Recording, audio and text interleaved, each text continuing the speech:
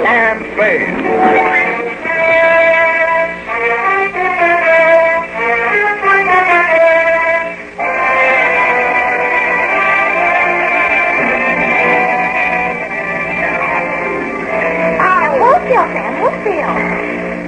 Bandage on the wrong eye. Or have I? They're both of them. Oh, I get so angry sometimes. You go dancing out of here like a schoolboy on the slightest provocation, and 1 hour later, just 1 hour, you come back with a broken head and a black eye and clothes torn all to pieces. Face like a wet geranium. Hold still. Then, still, Sam. How is it? Is it too tight? What did you say? Then how do you expect me to dictate a report with a mouthful of gauze? Oh, that's terrible. I wondered what happened to the girl. Sit down and shut up. Sam, I didn't mean anything. I just meant it for your own good. Pick up your pencil, Effie. Oh, not the scissors. Oh, I'm sorry, Sam. I'm sorry. Two Patrolman Aloysius, FX Clancy, 3rd Precinct Station. Sam, the Officer Clancy? That's right. That nice fat policeman that walks up and down our street? The same Effie McElwain. He brings me candy once in a while. Down, Effie. From Samuel Spade, license number 137596, subject the 1 hour caper, Dear Clancy. Yeah.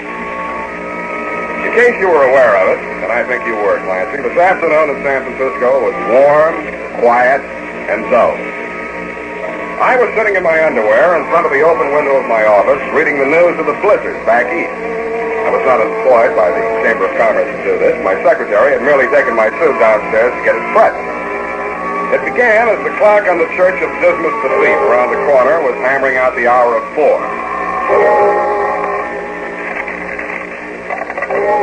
Yeah? Mr. Spade, this is Hank Page. Page's printer right across the street. We printed some cards for you, remember? Oh, yes, Hank. I was about to call you. My secretary is just making out the check. Oh, forget that bill, Sam. I need your help. Well, drop in tomorrow. I'll be glad to talk to you. Tomorrow may be too late. I'd rather not be seen coming to your office. How about the saloon downstairs in your building, say, 5 minutes?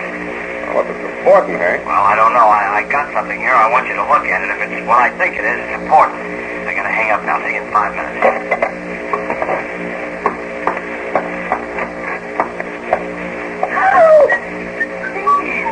Where do you think you're going in that? Same old hat, Effie. What's the matter with it?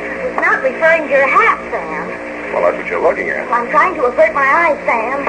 Here's your suit. Oh, I forgot. Well, look out the window, Effie. I'll put it on. Got a phone call. Maybe a job. I gotta meet a man. Sam, you can't go out on a job now. Why not? Why do you think I got your suit pressed? The man's coming to take your picture. What man? From Baffling Detective Magazine. Oh. Well, I'll try and make it for you. Oh, Sam, I'm tired of making excuses to people.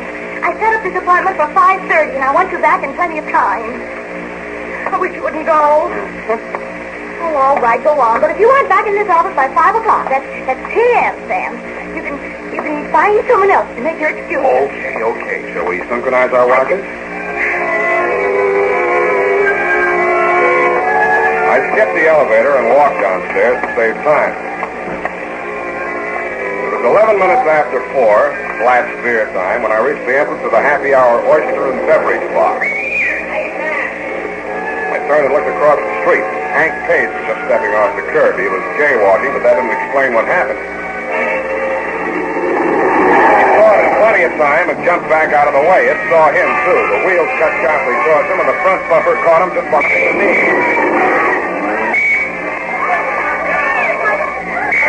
All right.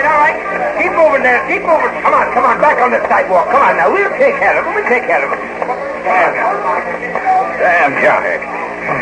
Leave him be, Mr. Spade. Leave him be. I've got to get his station. Come on, get these people back. This man's hurt bad. Give him some air. Better not try to talk, Hank. Here. This is it. Cigarette case. Hey, wait a minute. What was that? What's what, Clancy? Well, he gave you something there. A gold cigarette case. I seen him. Oh, you must be mistaken, Clancy. Hank, can you talk anymore? Cigarette case. Find out. Gotta find out. My wife. Yeah, what about your wife? I can't.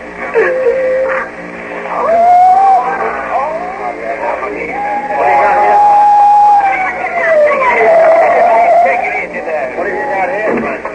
Hit and run. Looks kind of dead. Like I say, we said, wouldn't you? This is more for a classy DOA. Okay, boys. Okay, take him away. Now, come on. Please, everybody, stand back. Any of you people identify this man? Yeah, I know. You better come along.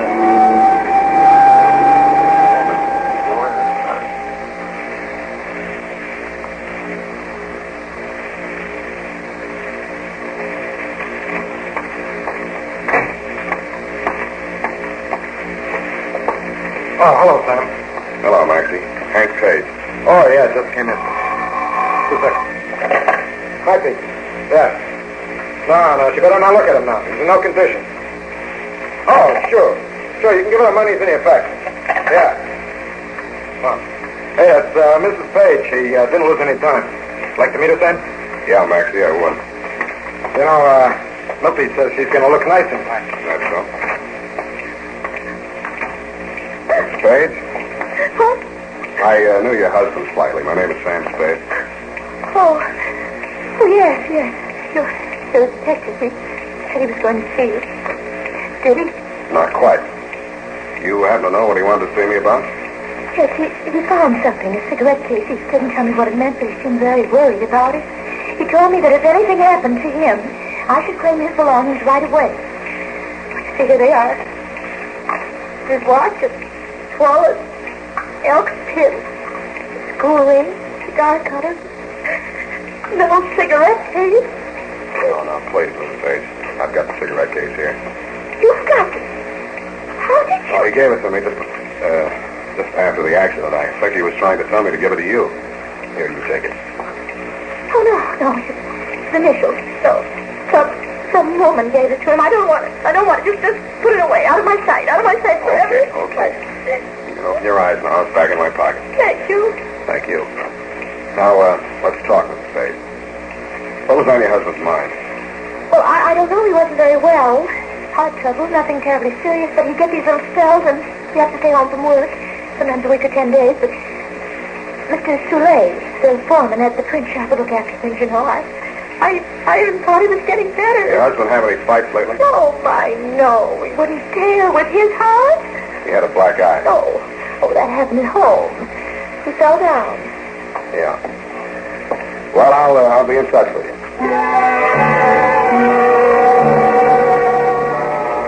Outside, the fog was rolling in. I stopped under a streetlight and spent an estimated 45 seconds trying to figure out what time it was for the calendar watch my secretary gave me for Christmas. The barometer was falling, it said. The temperature was 63, and I was facing northwest. I looked in a jewelry store to find out it was 4:23. My hour was nearly half gone, and the only clues I had were a cigarette case and a black eye. I took the case out of my pocket and opened it. There were cigarettes in it. I took one out and lit it. It was nasty. Then I saw something green behind the cigarette. It looked better. It looked like money. When I examined it more closely, I wasn't so sure. The printing on it was Dutch, and the amount was 100 florins.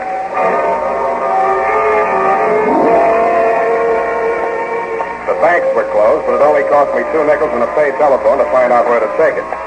It was a small but solid-looking establishment on Montgomery. The gold lettering on the plate glass window said Van Pelden Meisner, commercial agent, Amsterdam, New York, San Francisco, Macassar, and Curacao. Come in here. I want to see Mr. Meisner. There is no Mr. Meisner. That's only Van Pelt, and I'm Hendrik Van Pelt. I'm so sorry. Oh, don't feel like that. Maybe you can help me. What can I do with you? Well, somebody paid me off for a job in Dutch money. I want to know how much it's worth. Oh, this better than Meisner, I know. The value of money. Show me, please. Maybe you'd like a cigarette, too. They're Dutch. See, my brand, Sumatra Queen, thanks. Oh, good. You like good, Sumatra Queen. No, the money is 100 florins. High under the light, look. Serial number. Here is M. Portrait clear is. Seal good color is. Paper excellent. Give it 58. What's it worth? Well, look, the latest quotation is florin against the dollar. 53 $6.24. That was the exchange fee taken out. You like $10 notes? I love them. You mean that money's real money? Who knows better than I should? My brother was engraver to the Royal Dutch Treasury. I myself in the manufactory was until the occupation coming was. Pardon me. Would you mind saying that again, please? So in the manufactory from all kinds of money, including already currencies from the Indies, East and West, Java, Celebes, Borneo, and homeland, Netherlands. Also 6 months in Bulilong, Bali, where I'm English learning. Oh, you learned English? Several foreign languages. I see. Well, I'll take it in cents. Sure.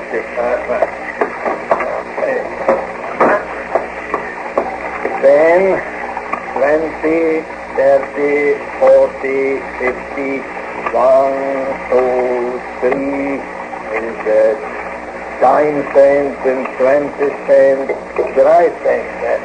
Danke.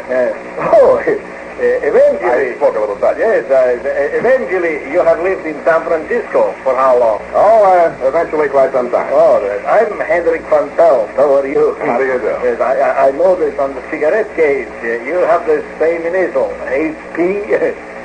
Who your name is, please? Polhaus, Herman Polhaus. Oh, in a Polhaus, I like that cigarette case. With the coincidence, you sell me your Dutch money. Maybe also sell me the cigarette case with the Dutch cigarette. You like those cigarettes? Oh, I love that Sumatra Queen. You're going to have them for nothing. No, such a pity to remove them from the beautiful case. They go together, cigarettes and the case. How much? What would you say it's worth? Well, that could go $500. What do you pay? Nothing. I took it off a dead body. Get out, the grave roller. Help, police, stop thief. Okay, Mr. Van Pelt, I'm going. Help, police, help.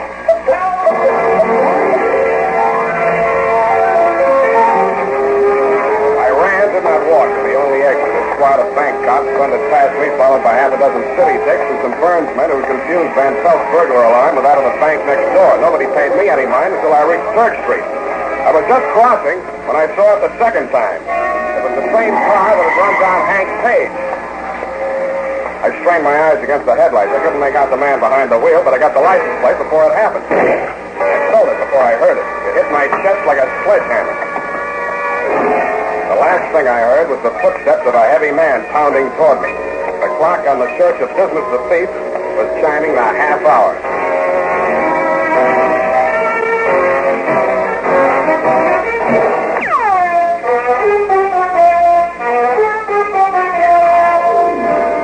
And now, back to the 1 Hour Caper. Tonight's adventure with Sam Spade.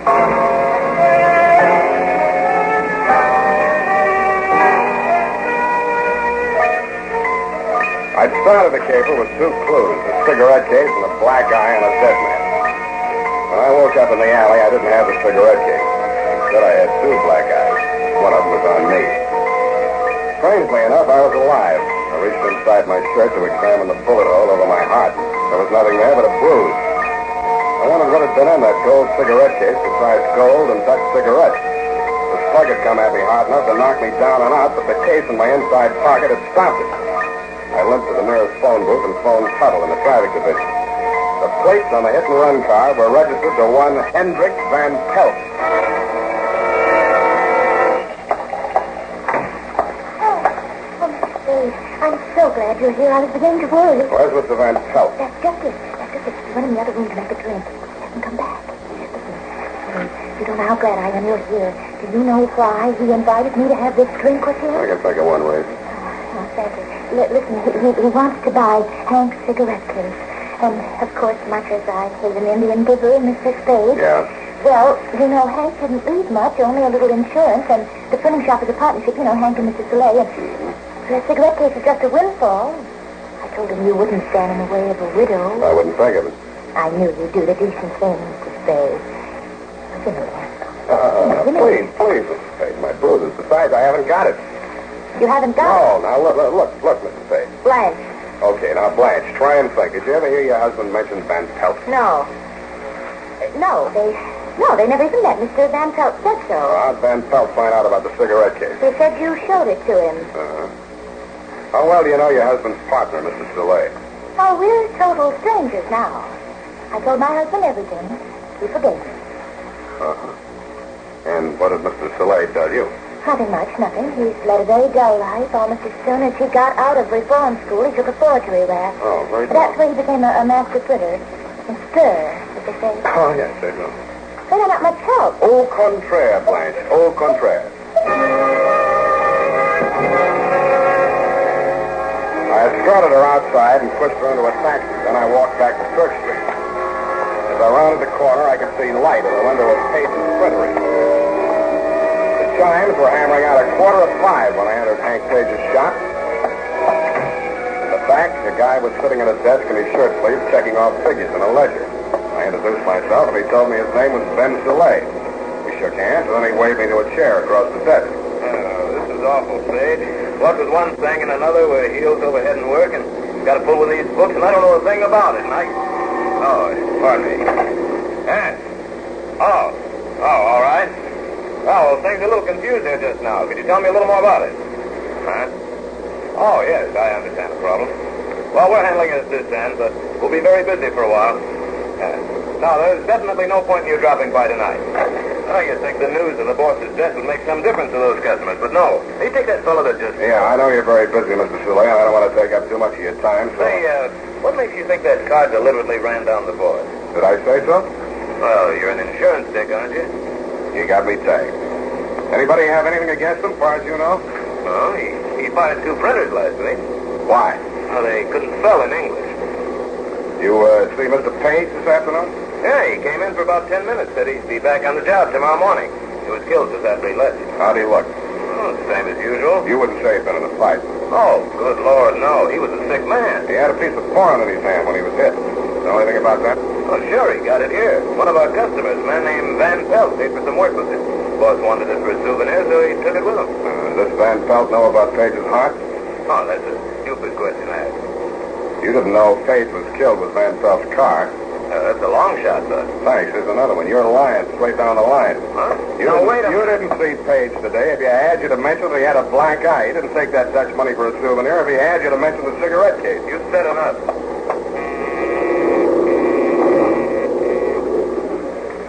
What are you doing? Shutting down for the night? You'll find out. Put your hands on top of the desk. I slipped the muzzle of my gun. I've been holding in my lap for 3 minutes, far enough over the edge of the desk for Ben Soleil to see it. He did what I told him to. The press room door was directly behind him, and I knew his body would screen my gun from the view of anybody that might come through it in response to the signal he fired. I didn't have long to wait. 3 men, black with ink, came to the door and threw it into the little office. They strolled in, careless and casual. What's up, Ben? You got eyes in your head. Huh? What's this? Stop right there. Stopped because they'd all been mounted on the same pair of legs, but I didn't like my position at all. If these men decided to jump me, I could down just one of them before the other 3 were on me. I knew it, and they knew it. Then I felt some fresh air on the back of my neck as the street door opened behind me. Soleil, what is it? Is it a holdup? It's me, Blanche Spade. Get out of here, quick. Find a cop and bring him back here. Will you do that? Sure I will. You can count on me. Soleil's mouth opened in a broad grin. I didn't need any more warning than that. I threw myself sideways, but I wasn't quick enough. The blow I got from behind with Blanche's lady's handbag type persuader didn't hit me full on, but I got enough of it to fold up my legs as if the knees were hinged with paper, and I slammed into a heap on the floor. Something dark crashed towards me. I clutched with both hands. And with a foot kicking at my face, I wrung it the way a child wrings out a mop. I was dimly aware that my feet were under me again. Some squirming thing was on my back, and a hot, damp object like a hand was across my face. I put my teeth into it, head back as far as it would go. Maybe it smashed into the place it was meant for. I don't know. Anyway, the squirming thing was no longer on my back, and suddenly I could see again. I saw a brass cuspidor 6 inches or so in front of my eyes. That's how I knew I was down on the floor again. I grabbed the cuspidor and tugged at it. I staggered to my feet with it and used it to club a clear space in front of me. I swung it high and let go. Then I was back on the floor again with 600 or 800 pounds of flesh hammering my face into the boards. You can't throw a brass cuspidor through a plate glass window into a rush hour crowd in downtown San Francisco without attracting attention. The hour of rescue was at hand. Exactly 5 p.m. Let's go to work.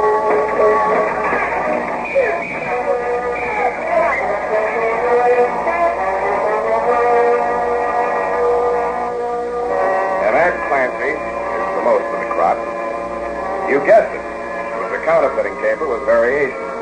The returns are not all in yet, but I think when the feds pick up Van Pelt, they'll find he was telling the truth when he said he was working in the Dutch government printing office in Amsterdam at the time of the Nazi occupation. He probably bought his way out of the country with the same kind of money he and Soleil were printing here, genuine Dutch florins printed from the original plate. Being a skilled metal worker, he designed a gold cigarette case into which those plates would fit with uncanny accuracy. The crowning touch was the way in which he concealed them from view. He filled the case with an odious brand of Dutch cigarettes, which only fools or criminals could possibly smoke. It was the safest hiding place in the world. So clever was it, now get this Clancy, my boy, that even I, Sam Spade detective, never suspected the presence of base metal until it stopped that slug Van Pelt threw at me in the alley. Period. End of report. Oh, Sam, to think you went through all that just to keep your promise to me. Yes, Effie, but what hurts even more than these wounds is the thought that you have doubted my word. Oh, I didn't say that, Sam. I only inferred that you had no sense of time. Yes? Well, I guess you've changed your mind about that, eh? No, I haven't, Sam. May I ask why? Well, I'd rather not discuss it during working hours, Sam, but as soon as I've typed up this report, I'll tell you exactly what I mean.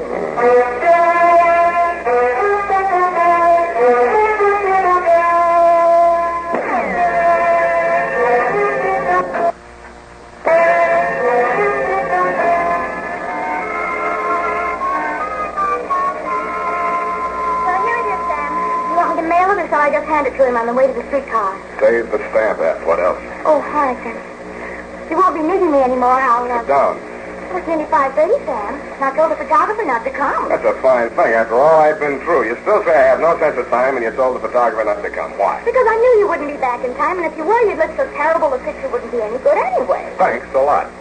Oh, Sam. That's why I must have been so cranky. I must have had a premonition. I don't know what's the matter with me. I'm so ill-tempered. Oh, no, you're not. I think I'm turning into an old maid or something. Oh, calm down. I must Sophie. be. Oh, by the way, honey, remind me to write to Feige in Washington and ask them to send me that cigarette case for a souvenir if they take it off Van Pelt. After all, you know, it saved my life. You're right. Mm-hmm. That's And here I've been nagging and saying all these terrible things. Oh, Sam, I know. Come what's the here. matter with me? Oh, no, Sam, no, your bandages, your wound. Oh, Think I'll live. good night, Sam. Good night, sweetheart.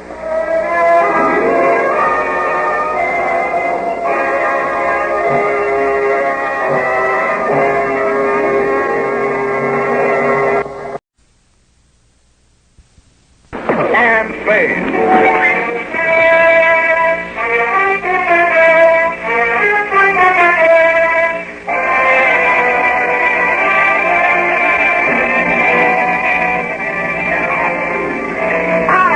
Sam, hold still. Oh, I put the bandage on the wrong eye. Or have I? They're both of them. Oh, I get so angry sometimes. You go dancing out of here like a schoolboy on the slightest provocation, and 1 hour later, just 1 hour, you come back with a broken head and a black eye and clothes torn all to pieces. Face like a wet geranium. Hold still. Then, feel, Sam. How is it? Is it too tight? What did you say? Then how do you expect me to dictate a report with a mouthful of gauze? Oh, that's what it was.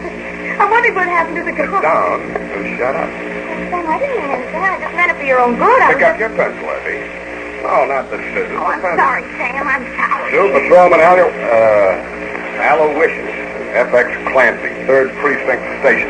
Sam, to Officer Clancy? That's right. The nice fat policeman that walks up and down our street? The same, he's Effie a nice man. He McElwain. brings me candy once in a while. Down, Effie. From Samuel Spade, license number 137596, subject the 1 hour caper, Dear Clancy. Yeah. Hello, Maxie. Hank Page. Oh, yeah, just came in. Just a second. Hi, Pete. Yeah. No, she better not look at him now. He's in no condition. Oh, sure. Sure, you can give her the money as any effect. Yeah. Well, hey, it's Mrs. Page. She didn't lose any time. Like to meet her, Sam? Yeah, Maxie, I would. You know, Milty says she's going to look nice in time. That's so. Spade? Huh? I knew your husband slightly. My name is Sam Spade. Oh, yes. You're a detective. He said he was going to see you. Did he? Not quite. You happen to know what he wanted to see me about? Yes, he found something, a cigarette case. He couldn't tell me what it meant, but he seemed very worried about it. He told me that if anything happened to him, I should claim his belongings right away. See, here they are. His watch, his wallet, elk pin, school ring, cigar cutter, an old cigarette case. Oh, now, please, Mrs. Page. I've got the cigarette case here. You've got it. How did you? Oh, he gave it to me just after the accident. I think he was trying to tell me to give it to you. Here, you take it. Oh, no. It's initials, so. In case you were aware of it, and I think you were, Clancy, this afternoon in San Francisco was warm, quiet, and dull. I was sitting in my underwear in front of the open window of my office reading the news of the blizzard back east. I was not employed by the Chamber of Commerce to do this. My secretary had merely taken my suit downstairs to get it pressed. It began as the clock on the Church of Dismas the Thief around the corner was hammering out the hour of 4.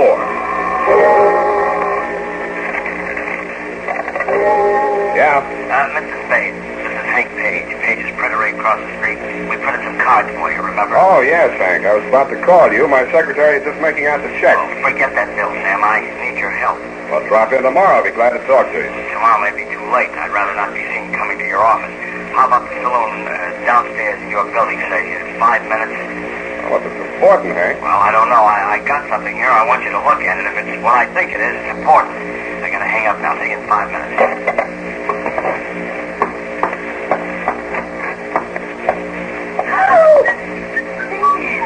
Where do you think you're going in that? Same old hat, Abby. What's the matter with it? It's not referring to your hat, Sam. Well, that's what you're looking at. I'm trying to avert my eyes, Sam. Here's your suit. Oh, I forgot. Well, look out the window, Effie, now. Sam. Yeah, Hank. Leave me, Mr. Spade. Leave me. I've got to get it fixed. Come on, get these people back. This man's hurt bad. Give him some air. Better not try to talk, Hank. Oh, no. Sam. Here. This is it. Cigarette case. Hey, wait a minute. What was that? What's what, Clancy? Well, he gave you something there. A gold cigarette case. I seen him. Oh, you must be mistaken, Clancy. Hank, can you talk anymore? Cigarette case. Sam, Find out. Gotta find out. My wife. Yeah, what about your wife?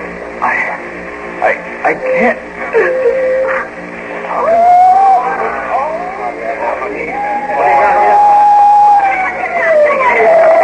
Take it easy there. what have you got here, man? Oh, hit and run. Looks kind of dead. Like I'd say we're dead, wouldn't you? This is more true, Clancy. Be away. Okay, boys. Okay, take him away. Now, come on, please, everybody, stand back. Any of you people identify this man? Yeah, I know. You better come along then.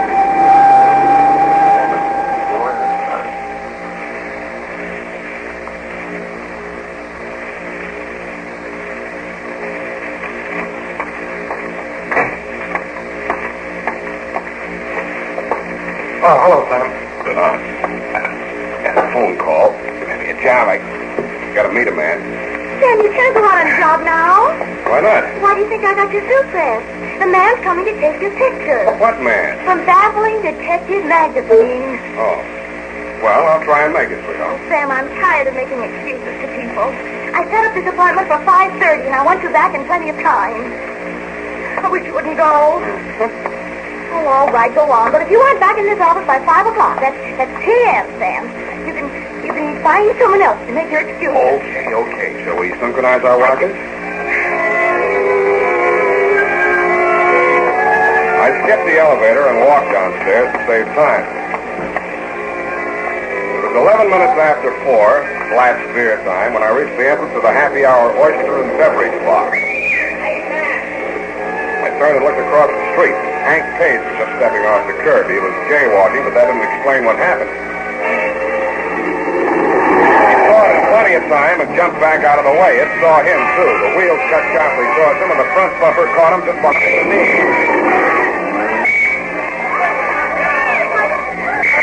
All right. Keep moving there. Keep moving. Come on. Back on the sidewalk. Come on now. We'll take care of him.